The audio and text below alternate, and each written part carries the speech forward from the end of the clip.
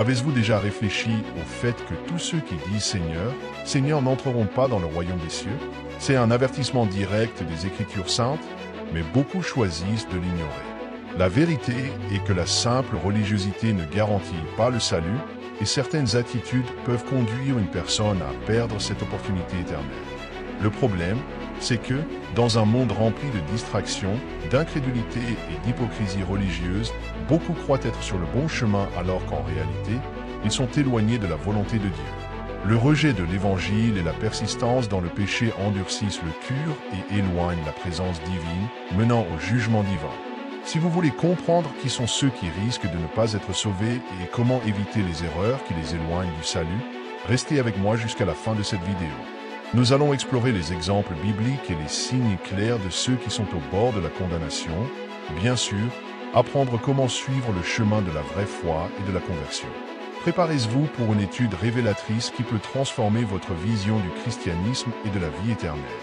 Après tout, l'obéissance à la parole de Dieu et le repentir sincère sont des clés essentielles pour échapper à la perdition. Alors, sans plus tarder, passons directement au premier groupe de personnes qui, selon les Écritures, n'hériteront pas du royaume des cieux. Beaucoup de gens croient qu'il suffit de dire qu'ils croient en Dieu pour assurer une place dans le royaume des cieux. Mais la Bible elle-même nous enseigne que tous ne seront pas sauvés.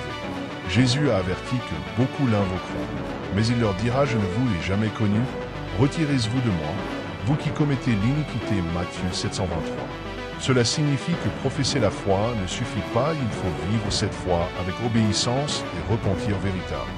Le problème est que le cœur humain peut se tromper. Certaines personnes fréquentent des églises, lisent les Écritures saintes et parlent même magnifiquement du christianisme. Mais au fond, elles vivent dans l'incrédulité et l'hypocrisie religieuse. Elles croient être en sécurité alors qu'en réalité, elles restent éloignées de Dieu. La condamnation ne viendra pas seulement pour les impies déclarés, mais aussi pour ceux qui vivent une foi superficielle et sans transformation réelle. Si nous sommes honnêtes, nous avons tous déjà entendu des phrases comme « Dieu est amour », « Il ne condamnera personne » ou « L'important est d'avoir un bon cœur ». Mais ces idées ignorent un principe fondamental, Dieu est juste.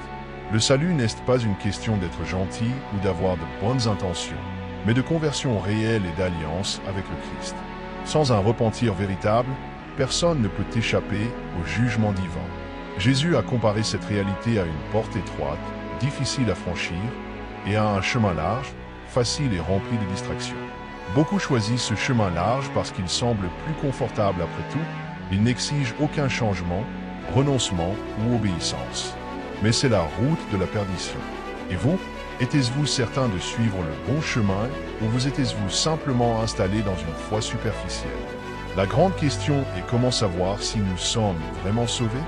La réponse vient sous forme de preuves concrètes, transformation de vie, fruit de l'esprit et obéissance à la parole de Dieu.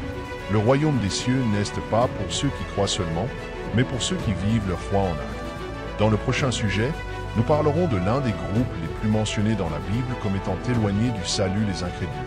Les incrédules sont ceux qui rejettent la foi, doutent de la vérité de Dieu et vivent comme s'il n'existait pas. Certains reconnaissent même l'existence d'un Créateur, mais préfèrent l'ignorer, choisissant une vie sans engagement envers sa volonté. L'incrédulité peut se manifester de plusieurs manières, du scepticisme déclaré à l'indifférence subtile de ceux qui ne voient pas la nécessité de se soumettre au Christ. En fin de compte, cette posture les maintient éloignés du salut. Le plus grand problème de l'incrédulité est qu'elle endurcit le cœur. La personne qui refuse de croire s'éloigne progressivement de la vérité. Souvent, l'orgueil ou les déceptions de la vie alimentent cette résistance. On entend souvent des phrases comme « si Dieu existait », il ne permettrait pas tant de souffrance où la Bible a été écrite par des hommes, elle ne peut pas être prise au sérieux. Mais cette posture les éloigne du royaume des cieux et les maintient dans la condamnation.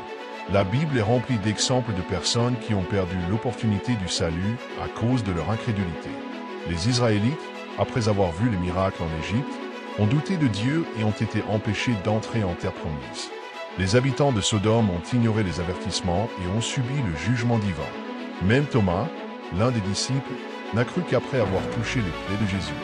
Mais ceux qui n'ont pas cette opportunité, ils restent enfermés dans le rejet de l'Évangile.